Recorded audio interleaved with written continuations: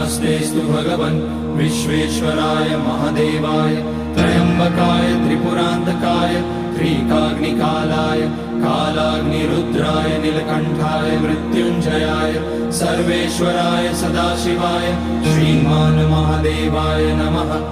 ॐ नमः शम्भवाय च मयोभवाय च नमः शङ्कराय च मयस्कराय च नमः शिवाय च शिवतराय च।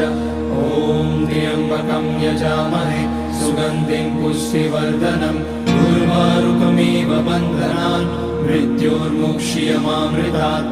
नागेन्द्रहाराय त्रिलोचनाय भस्माङ्गराय महेश्वराय नित्याय शुद्धाय दिगम्बराय तस्मै नकाराय नमः शिवाय। मन्दाकिनी सलिलचन्दन चर्चिताय नन्दीश्वर प्रमथनाथ महेश्वराय